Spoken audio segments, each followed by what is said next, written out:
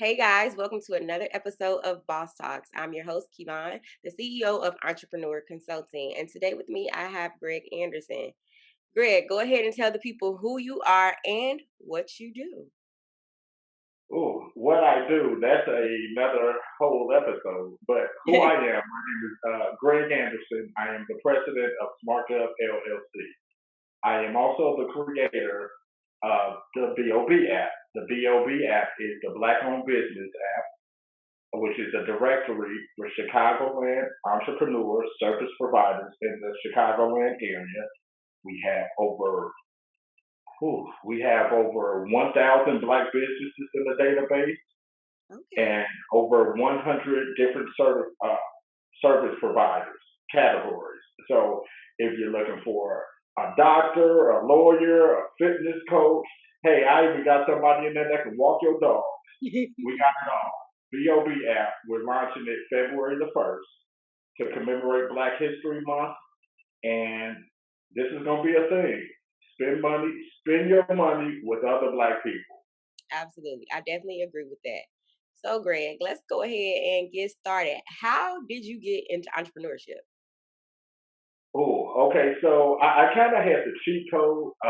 My dad is an entrepreneur. My dad's been a barber for as long as I can remember, maybe over 40 years. And my Hmm. dad had a small barber shop in Harvey, Illinois. And he recently moved, like maybe 17 to 18 years ago. He moved to Hazel Crest. Hmm. So I grew up in the house watching the entrepreneur, watching some of the uh, some of the tools, learning some of the tools, and just learning some of those lessons. Never get too high, never get too low. You're gonna have good months, you're gonna have bad months, you're gonna have challenges. But Hmm. at the end of the day, it's all about problem solving. So yeah, so I kind of watched that, and I think one of the most impactful things that I seen from my father had nothing to do with business. Hmm. My dad is also a pastor, Hmm. and my dad became a pastor when I was in high school. And small church, never more than 30 members at the church. Hmm. And when he first took office, he said, "Hey, I want to build a new church." Now, most people looked at him like he was crazy. You have 30 members, most of them are seniors. Even with the tithe money, how far does a senior citizen SSI check go when you're getting tithe? Hmm. How are you going to build a new building? So what my dad did was when he received his portion of the tithe, he didn't go get a bigger house. He didn't go get a Cadillac. He didn't go get a pinky ring. He invested all of that money right back to the building fund. My dad is also a working pastor. Hmm. So the money that he made, he would pay tithe on the money that he made and Hmm. put it into the building fund. Now, this was supposed to be a 20-25 year project. My mother was also instrumental in doing fish fries, cookouts, just about anything that she could do to Hmm. raise $700 here, $1,000 here, $1,500 here. They was hustling. Yeah, they was hustling. They was on the hustle. So 13 years later, it was a 20-year goal. 13 years later, they walked into a new church. Wow. And they walked, so basically the same thing, the same concept, and the same lessons that I can apply from that, I'm applying it to my B.O.B app, Hmm. which is everybody thinks you're crazy. Invest your own money, Hmm. build it, and watch them come. Hey, it doesn't get any better than that. You learned what the process was beforehand and didn't even know that you were learning the process, and now you're able to apply it to your own life. I mean, what better situation than that, right? Yeah, so I think that most people, there's two ways to learn. You can learn from experience, and you can be taught by a shark. Now, most people say shark.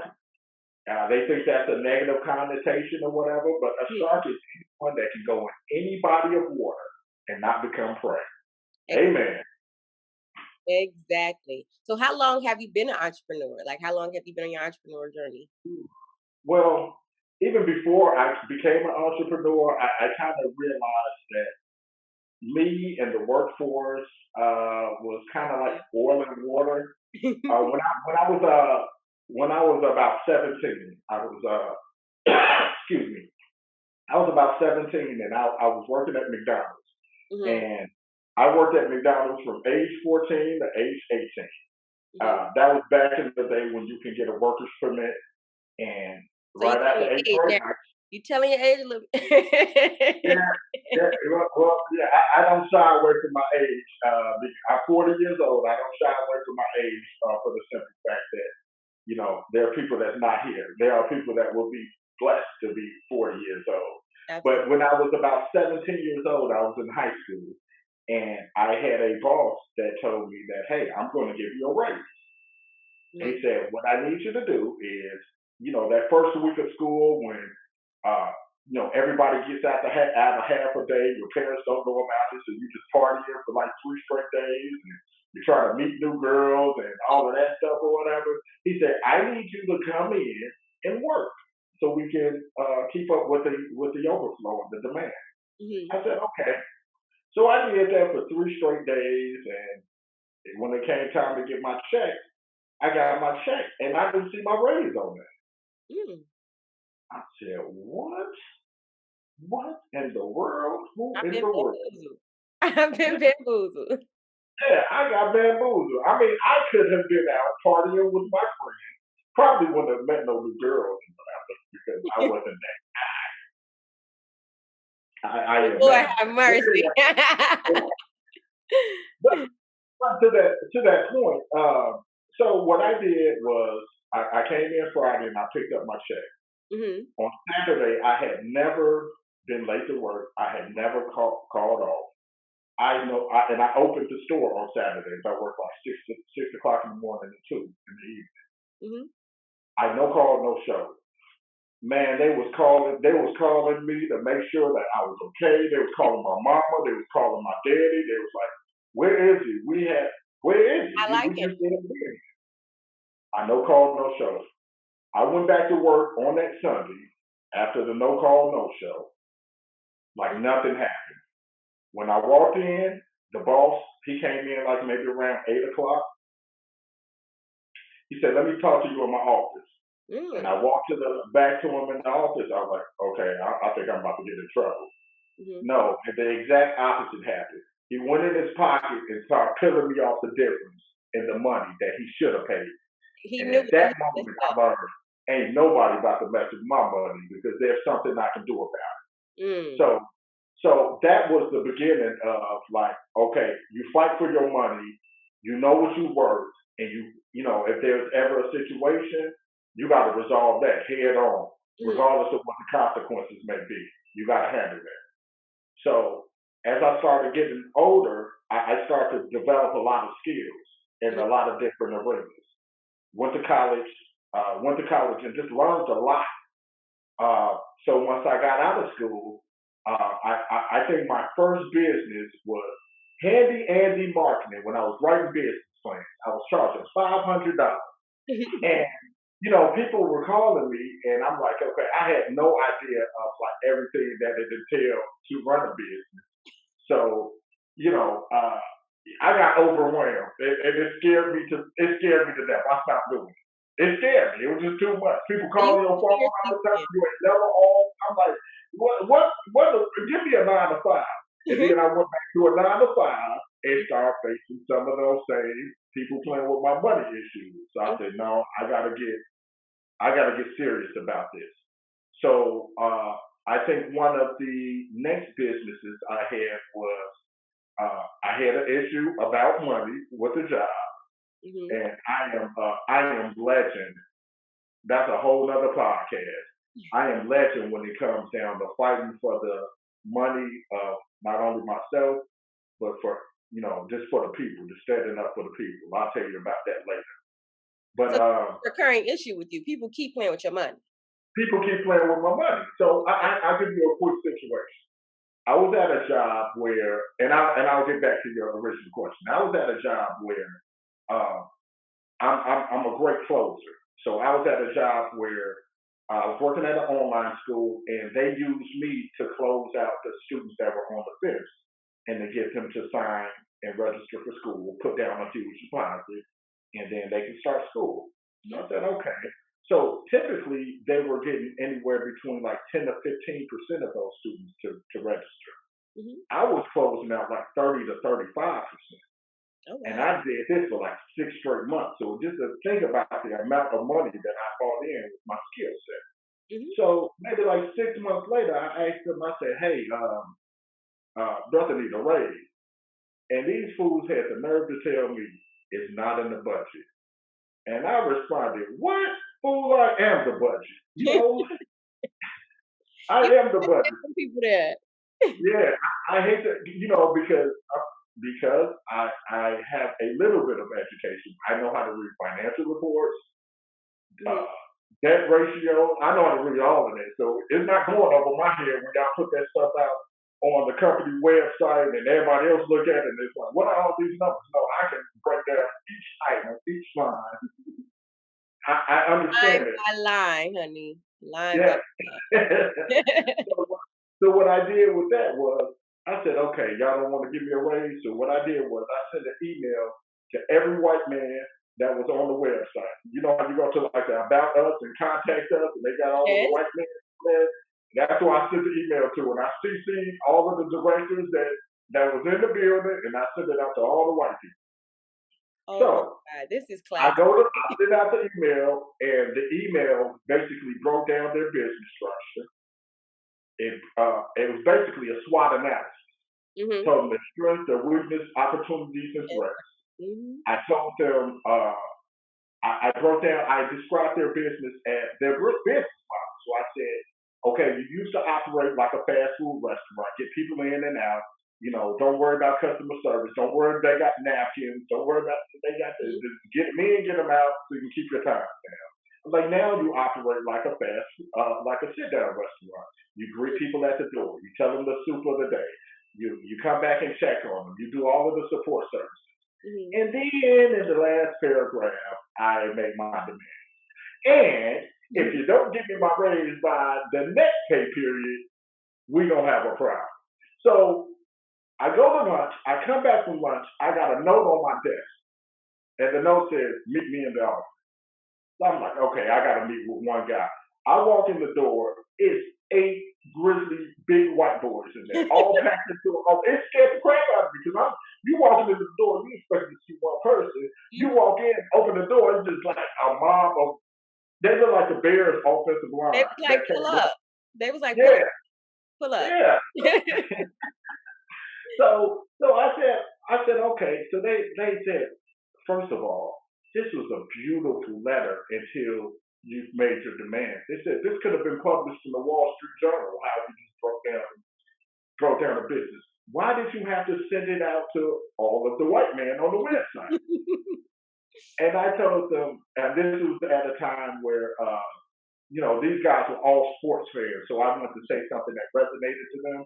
Mhm. Uh, the Cubs and the White Sox, they were really big at that time. The Cubs manager was Dusty Baker. He was really calm, collected, players coach. Ozzie Guillen was the wild child. He would get ejected from games. He would cuss at the media.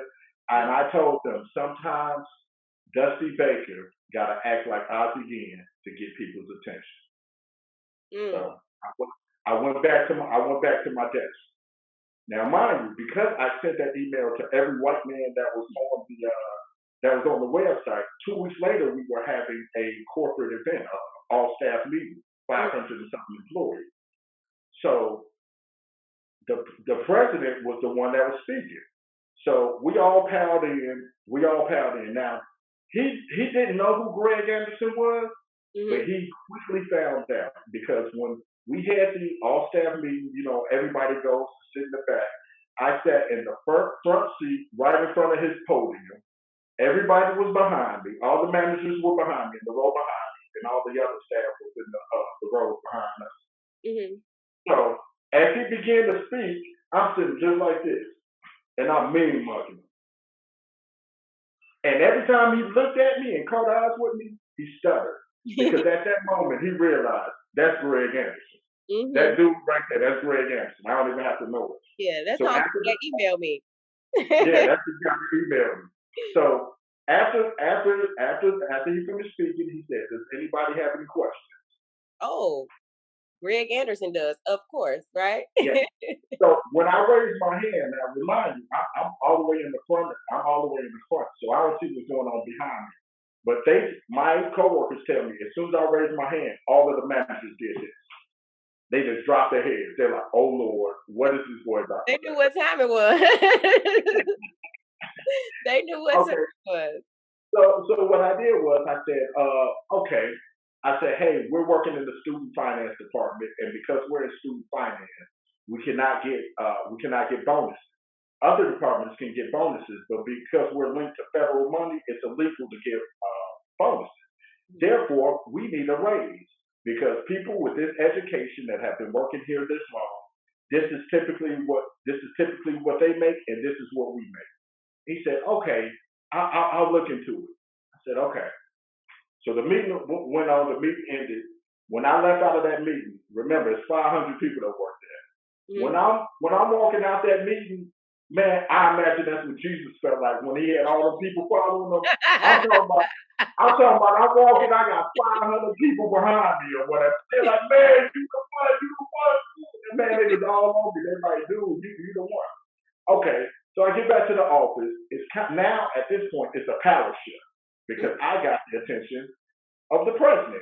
So my name changed to President Junior at the job. They call me President Junior. So 2 weeks later, I get an email from the president, straight to my email. He said, "Hey, I haven't forgot about what you said. We're just doing the research, and we got to see if all that information is accurate or whatever." I respond back. Oh, okay. Thanks for your prompt response. No need to do the research. I've already done it for you, and I attached it to the email that I sent him back. Mhm.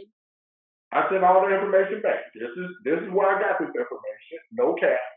These are documented facts. This Mhm. is from the labor statistics. This is average income and all of that. So now at this point, I go to work, I can't even get no work done because people come to me for updates. They come to me. So what they decide to do, they was like, okay, he's too outspoken. He got too many people bothering him. Mhm. And so what they did was they put me in a corner. They put me like in a corner wing. One way in, one way out. They set me next to another black woman that was outspoken. So they're gonna put us in, it was almost like jail. They're gonna put us in Wow. solitary confinement. The desk that I sat next to, it had a hole in the wall. And I said, oh, okay, this what kind of time they on? I said, man, we're about to get this wall fixed. And the lady said, how you gonna get that wall fixed? How you gonna get that wall fixed? I've been complaining about it for 2 months and ain't nobody fixed it. I said, you ain't asking right. So what I did was when I was moving all my stuff in, I printed up all the housing projects and all around the world, Cabrini Greens and the Ickies and all of them. I printed them all up and I put them all around my cubicle and I put it all around. I put it all around that hole and I put a sign up that says "Welcome to the project." That was on a Friday. When I got back to work on Monday, that wall was All fixed. six. Sometimes you have to make a statement. Sometimes your voice has to be heard, but you have to be outspoken enough to say, "These are my demands, and this is what I want." Wow. And this is what I'm willing to do. And so in that story, I end up leaving that job. But everybody that was in first year finance, they all got a 5% raise, and they called that raise the Greg Hampton raise. So this Wow. ain't nothing new, baby. That's impactful. That's impactful. So tell me So so going about the B.O.B so App. So what's next? okay. So what's next with after the B.O.B. It's actually my prized possession called the Smart App. Now Mhm. the Smart App will be a medical app that functions as a one-stop shop for people to find, apply, renew, and manage benefits. Mhm. I've been working on this particular app, doing the research a total of 7 years. After my brother passed Mhm. in 2014, God gave me an idea with creating creating software or technology where people that have sort of like a busier lifestyle, they can find the resources that they need. Mhm. And I spent 2 years of my life. As soon as God gave me the idea, I started working on it immediately. I Mhm. spent 2 years doing research in 50 states every day after work. So I would work my 9 to 5, and I would work from 5 to 9:30, 10 o'clock every day for 2 straight years. I even worked on the weekends. I didn't go out every time. I didn't go on vacations. Every time somebody was like, "Hey, let's go," I'm saying I got work to do as if something about to happen tomorrow. Mhm. And then I got a second job or whatever. I got a second job maybe like a couple of years after that, and I would use that job to continue to do the research. Mhm. So I did probably another year of research on their dime. I Mhm. would take care of my business first. I go in, get everything prepared. Man, please, I was doing smart at work. Um, then, while I was employed with the state, Mhm. I started sending out emails to other states, Mhm. and I flew down to maybe about 3 states. They liked the idea, they liked the concept, they liked the app. I'm like, okay, now this was just a demo app, so I'm like, okay, I got something here. I got something here. Cooking with grits. So so, so what happened? What ended up happening was I sent an email to a another state agency, and that email got intercepted by the state of Illinois.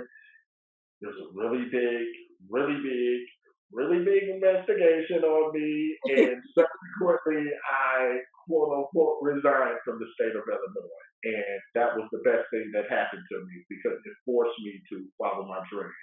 Mm. It forced me to follow my dreams. After I left the state of Illinois, I think I deleted all of my resumes out of my computer. I don't ever want a job that nobody else I know that's right. I know that's right. You don't need a resume. You your gives. own boss. I'm my own boss. And now remember, prior to that, I've also had a male mentoring program, and that was the grind of all grinds right there, trying to get into the school system. And Mhm. then because of that, Oh, I know my about that. yeah, yeah. And because of that, my business partner said, "Hey, if you can use that same energy and that same passion, I have another business opportunity I would like to partner with you on." It was a construction company, Mhm. and we did about 75. Not about. We did 75 on the dot contracts with Chicago Public Schools. We called ourselves the dollar menu. So we would get contracts under $10,000 because there was less scrutiny and less bidding requirements and things like that. So we did like 75 small contracts with Chicago Public Schools, and here we are today. This is the next project and the next industry that we plan to uh, conquer, to tell you the truth, because now I have insight on exactly what needs to be done and how to utilize technology to structure and move companies to the next phase. What do you think has been your biggest success thus far in your entrepreneurial journey? My biggest success was I tell you the truth. My biggest success was with the male mentoring program because it's how it all it's kind of how what gave me the conviction and gave me the belief to where I am right now. Mhm. I had lost all of my stories start with me losing a job, but I lost a job. I feel like that's most entrepreneurs. Like that's sometimes what it takes. You need that push, and so you have Yeah, to lose something in order to gain more things. So don't be ashamed absolutely. of that. Like that's your story. Yeah, so this sounds like a broken. No, no, you're not at the beginning of the interview. I lost another job. So when I lost that job, I said, some of the tools and some of the things that I've learned, I want to share these stories and share this knowledge with some of these young boys. Now remember, this time it coincided with the Chief Keef era, where this was right after Darion Albert. I believe his name was Darion Albert, a young man in Chicago that got killed in a brawl after school. It was around that era. It was around the Chief Keef era, and I'm going to these schools like, hey, check this out. Y'all need to show them an alternative because right now everybody's gonna be keeping it 300, Mhm. keep bang banging, and everybody gonna be BDs by next year or whatever.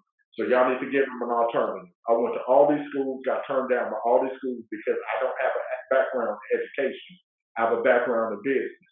So I would send out emails, they would get ignored.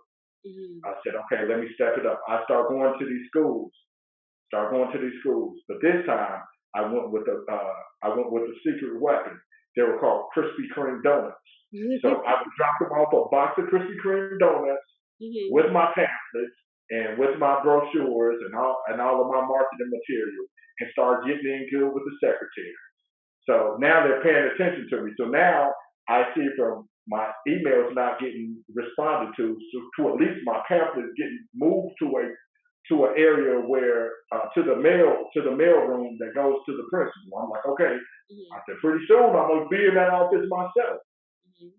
I kept going to these schools, kept going to these schools, had no meetings. But I was like, okay, I'm getting closer. I'm getting closer because they were like, we're doing testing, we're doing this, and around this time, this is when we start taking meetings. I'm like, okay. Mhm. I ended up going to this one school, and after about this is probably the third time that I went up there. And when I walked in the door, I heard the secretary say, "Oh Lord, here comes that irritating." No, she said, "Here comes that." What's the term she used? She said, I think she might have said like, "Here comes that." She might have said like, it's translated to me. Here comes that irritating man. And I heard her. And when I walked, I heard her because she had her door open.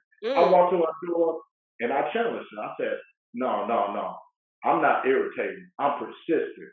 And this the attitude that any black man that want to be successful, this the attitude he better take." She said, "You absolutely right." And she set me up with my first meeting. Now, on my first meeting, I had a PowerPoint. I had all of this stuff prepared. Man, I just spoke from the heart because I've been practicing that thing for 3, 4 months. I Mhm. spoke from the heart. It was almost like that scene in New Jack City where you're in a boardroom because it's five principals. It's like five principals and assistant principals, a superintendent and assistant superintendent, and they're all standing at a boardroom table, and I'm just walking around.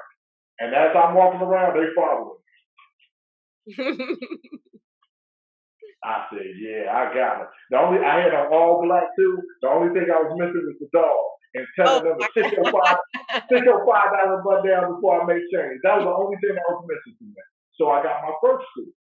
Once Mhm. I secure my first school, now that changes the marketing strategy. I go to the second school like, hey, I'm already partnered with them. I'm booked up on Mondays and Wednesdays. I got a Tuesday and Thursday available for you. Okay, we'll take the Tuesday and Thursday. Mhm. I go to the next school like, hey, I'm booked up at this school Monday and Wednesday. I'm booked up at this school Tuesday and Thursday. So you're gonna have to go on the wait list. Can you come in Saturday? Yes, I can come in Saturday. Mhm. And that's how I got into all the schools. Now, Wow. all of the other programs was getting paid for like grant funding. I was telling them like, listen, y'all spend about $8,000 a year on chicken and pizza. You Mhm. know what I'm saying? I said, all I want is your chicken and pizza budget. Give me part of your chicken and pizza budget, and I'll come in here after school every day, work 2 hours. I was charging $75 an hour Wow. with no experience. What you say? Well, no experience in education, but that's not always what these children need. Obviously, you had a background in business and look at what you were able to accomplish and teach them within that short period of time. So, I mean, congratulations on your biggest success. What do you think has been your biggest failure or lesson learned? Because, in the entrepreneur world, we don't really consider failures, Yeah. they're lessons learned. So, what have you learned? What I've learned is, and this has nothing to do with business, but it has everything to do with life. What Hmm. I've learned is you don't always have to have a job to be able to make money because every situation that I've been on, it always starts with a failure. I lost a job, but then I was able to create my next job. Mm-hmm. I've been in situations at jobs where I almost have to hide my intelligence, and I will never put myself in that position again. Because once they realize that you're intelligent, you almost become a threat. I will never put myself in a position again where I'm working with people I don't want to work with, and or uh, having to kind of hide the fact that I have a skill set because of somebody else's insecurities, because they feel threatened that you're going to take their job. Well, in actuality, I'm dying inside every day that I walk and clock in here because I know that there's something else that I can do. So Mhm. my biggest failures, to be honest with you, is every time that for us for some unforeseen reason that I had to leave a job that I started, and instead of just trying to find another hustle or find something else that'll keep me going, every day that I had to do a resume, send it to a company, go through the interview process, Mhm. and stop what is truly my vision. And Mhm. my vision is to create, to unite, and to build. Just to build. So that's my biggest failure. Every time I didn't believe in myself, that when one journey ended, I didn't believe in myself to continue and try to start another vision, and I ran back to corporate USA, or I ran back to another job. Mhm. What is your what are some essential tools for success? Like what are some things that you do every day or some things that you use every day that help you become successful? Oh, that is a great question. Okay, the essential tools to success is you have to sacrifice sleep. Okay, so today I've been up since 5:30 in the morning. Mhm. By the time people get up and go to work, I probably already done like 4 to 5 hours of work on most days. So you have to utilize your time. Now you may be in a situation right now where you're working a 9 to 5, but excuse me, you're working a 9 to 5 and you're getting everything together to start a business. Here's Mhm. the advice that I give you. If you work 8 hours in a day, you get a 1 hour lunch. Utilize that lunch towards starting your business. That's 1 hour. Leverage that time. Yep. Those two 15-minute breaks, use that for business. Don't be going to the lunchroom gossiping. Utilize that time. Give yourself at least 4 hours a day. Give yourself at least 4 hours a day towards your own goal. The Mhm. second thing that you need that's essential is don't worry about the people that don't believe. Mhm. Worry about the people that believe in you. You might only have 2 or 3 people in your circle along that time. That's all you need is a good 2 or 3. So That's don't worry about the 80 people because what that people do is they project because they can't do it. They'll tell you that you can't do it. mhm. Worry about the two, Absolutely. three people. Yes. So worry about the 2, 3 people that you have in your corner that's going to be giving you encouraging words and strategy and advice and things of that nature. Mhm. And the last thing, you have to have belief in a higher power, and you got to believe in yourself at all costs. When it looks like your back is against the wall, when you don't know how this is going to happen, believing in a higher power and believing in yourself, that's what's going to get you over the hump. Because most people stop, most people quit, most people don't fail because they launched the project. They failed because they stopped at the point before they got to the promised land. They stop believing in themselves. Yeah. Yeah, yeah. That's good. Um my next question is what type of or if any like books or podcasts or like YouTube videos or anything like that do you read and would you recommend to people that want to be an entrepreneur? That's a really great question. I have a bunch of books that I am going to read once I get off the grind. I'm doing 14, 16-hour days right now. Mhm. So every minute is really dedicated to something that's related to business Mhm. right now. But I will tell you the podcast that I listen to, and it's kind of weird, but it's the Joe Budden podcast because I feel that we're in the same space. He's a creator that started what was the show on Complex? Everyday. He went from a rapper to everyday struggle. uh, he left there, started the podcast, did State of Hip Hop or whatever. So he's a creator. And every time he leaves the job is because they're not paying him his work.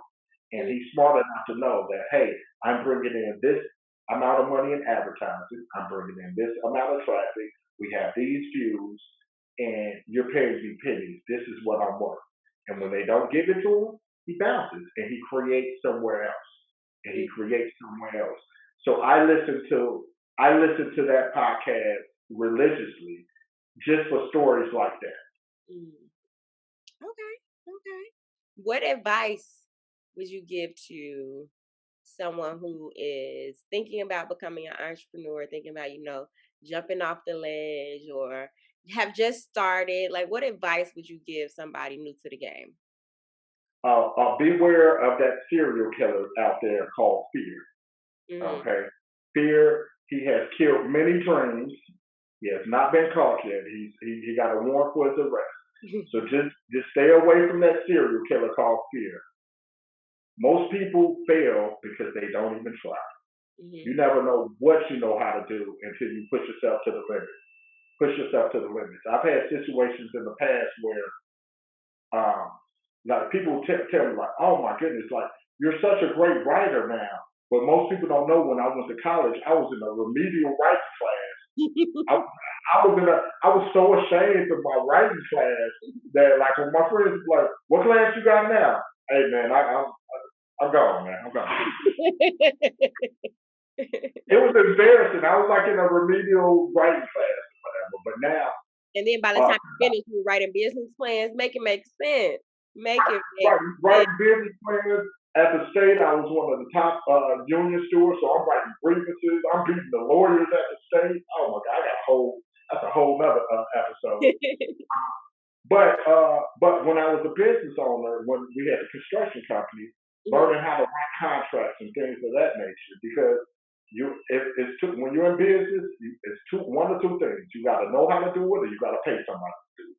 mhm, And when you don't have no money, and you're balling on the budget, you mhm, got to learn how to do some of these things. So a lot of these things I learned how to contracts and it's funny because some of those skills that I learned from that was like maybe 2010, 2011. Some of those skills I just used them like 3 weeks ago. wow, but you self-educated.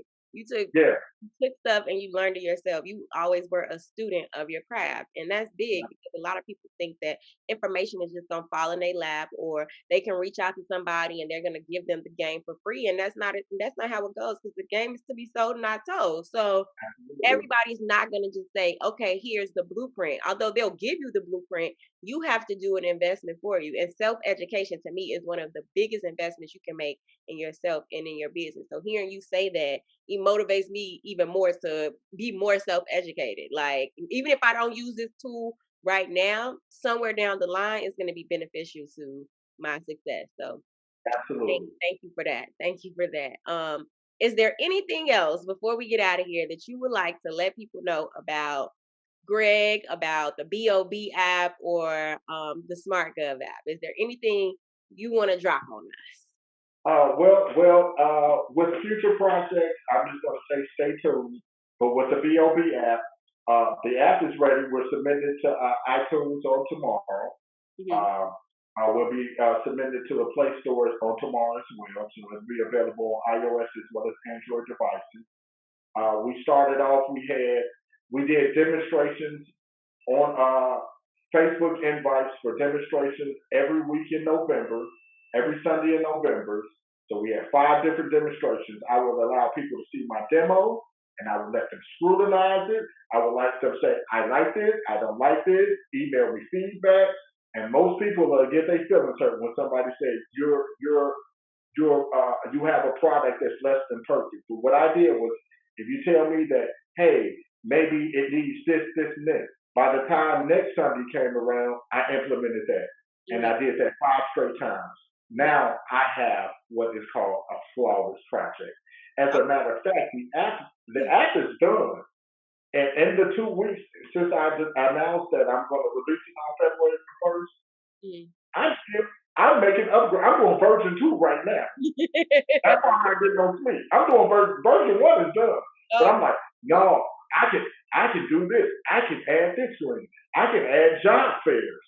I mhm, can add resume writing centers. mhm, I can add this, and I'm getting so now I'm getting all of these different meetings with these different organizations.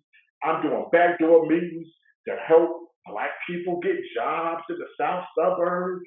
I got all kind of stuff going on. I got all kind of stuff going on that I can't even talk about or I can't even post on Facebook. But it's so many things that I'm able to do from behind the scenes, just like working with people that want to uh, become a part of this app, and that's what I'm most proud of. Not even the app part, but having the having a tool and having a platform, and now having a voice. So when I send those emails, remember I told you when I was with the schools, I was trying to get into schools, I send an email. If it get ignored, they don't get ignored no more. I'll send an email. I'm getting a response back in 10 minutes. Mhm. You've made a name for yourself. You have made a name for yourself, and I am truly very proud of you. Um, Thank you. so I would like to say thank you for joining me today on Boss Talks and giving us a little insight into who you are, what you do, and what's to come. And I wish you much success. And thank you. And by the way, for people that don't know, uh, Kevon Hardy is going to be the business coach on the B.O.B app with her vast experience and knowledge and know-how of how to start a business, how to grow a business, how to uh, how to assess a business. She's going to be the B.O.B business coach. So watch out for her tab on the B.O.B app as well, called Entrepreneurial Tips, where she's going to be giving doing short videos as well as promoting some of her products and services. So take a look out for her as well, because I know of her background as well, and I reached out to her and I said, hey, there's nobody better that I can think of that can utilize this platform that can help move people forward. Whether because sometimes the main thing you need to know is whether or not your business idea is a good idea at all. And that's what Keyboard does. She helps people to identify whether this is worth you putting time, effort, and energy into it. Not on no hater stuff, but just saying, hey, this has already been done, or there's no way to scale this. So you can do it, but there's no way to scale it. So just know that coming into the door. So I'm going to be utilizing and partnering with her as well to make the B.O.B app a bigger success. All right. Well, there you have it, guys. Thank y'all for joining us on this episode of Boss Talks. We'll see you next time.